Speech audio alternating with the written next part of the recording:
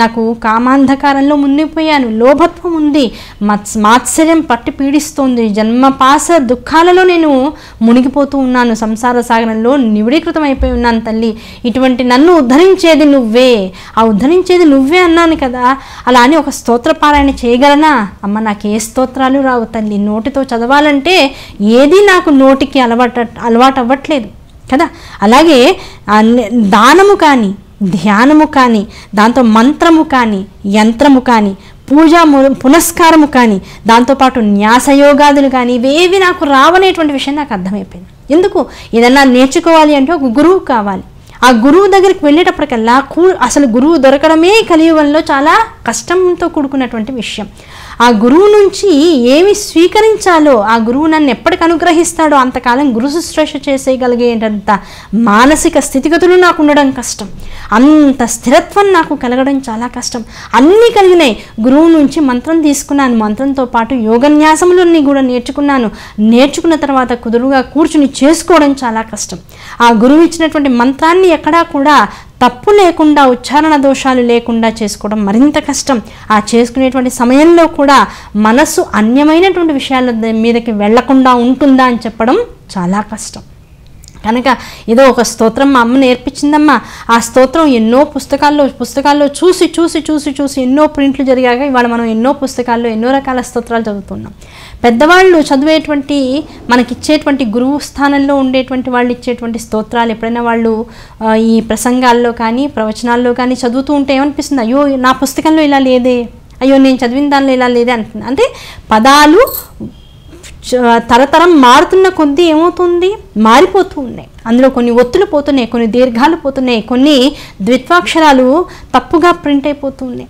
కనుక అయ్యో ఈ స్తోత్రం కరెక్ట్గా లేదే, ఈ శ్లోకంలో ఇన్ని తప్పులున్నాయే అనుకుంటూ మొత్తం స్తోత్రాన్ని పఠించడం అనేటువంటిది అసలు వదిలేసేటువంటి స్థితి వచ్చేస్తుంది. ఇన్ని తప్పులతో చదివే బదులు అమ్మవారికి నమస్కారం చేసుకుంటే చాలా అనిపిస్తుంది, అవునా కదా. కానీ అమ్మ కోరుకునేది ఏమిటి? తప్పో ఒప్పో మొదటి రోజు పిల్లవాడిని స్కూల్కి పంపిస్తుంది, వాడికి నెమ్మదిగా అలవాటు అవుతుంది. ఆ రోజు వాళ్ళ టీచర్ ఏబిసిడి చెప్పేటప్పటికల్లా వాడి చేతి మీద స్టార్ పెడుతుంది. ఆ స్టార్ని తీసుకొచ్చి అమ్మకు చూపిస్తాడు. అమ్మకు చూపించేప్పటికీ అమ్మ ఏమడుగుతుంది?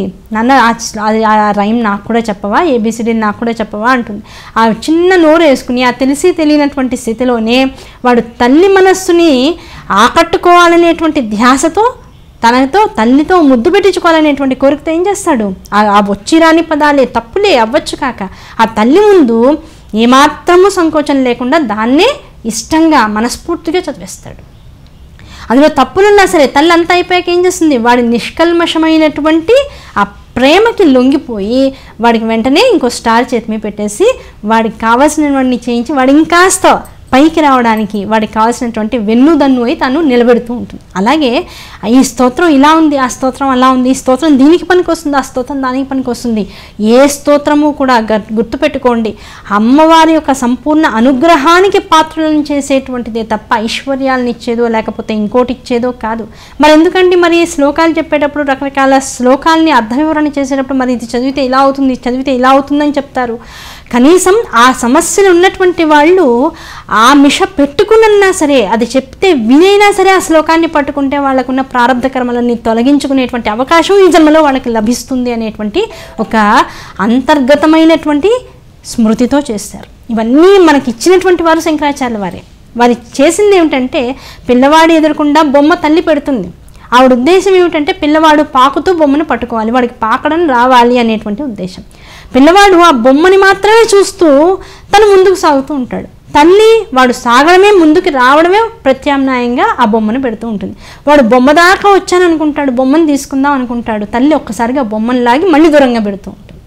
అరే రే, ఇంత దూరం నేను ఇంత కష్టపడి వచ్చానే, నా తల్లికి నా మీద ప్రేమ లేదే, దయలేదే అని వాడు మళ్ళీ ఒక నిమిషం కూర్చుని కళ్ళలోంచి నీళ్లు తెచ్చుకుని మళ్ళీ తల్లి ఆ బొమ్మని ఎప్పుడైతే దూరంగా పెట్టిందో ఆవిడ నవ్వించే నవ్వునో తాత్కాలికమైన మాయలోనో కాసేపు పడి మళ్ళీ బొమ్మ కోసం మళ్ళీ ప్రయత్నం చేయడం మొదలెడుతూ ఉంటాడు.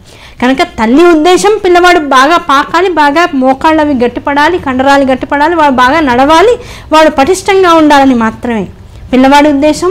ఆ ఎదురుకుండా కనపడుతున్నటువంటి లోభత్వం నాది కావాలి, నాకు మాయతో కూడుకున్నటువంటి ఆ వస్తువు ఏదైతే ఉందో అది నాకు కావాలి, దాన్ని నేను లొంగ తీసుకోవాలనేటువంటి కోరికతో వీడు ఉంటాడు.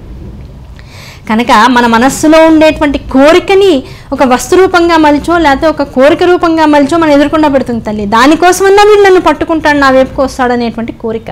కనుక శ్లోకాల్లో చెప్పేటువంటి అంతర్రహస్యాన్ని జాగ్రత్తగా పట్టుకుని అమ్మ వైపుకు చేసేటువంటి ప్రయాణాన్ని ఇంకాస్త ఇష్టిగా కోరికతో కనుక చేసినట్లయితే, అమ్మనే పొందాలనేటువంటి కోరికతో చేసినట్లయితే ఇంకా ప్రయాణం సులువైపోతూ ఉంటుంది.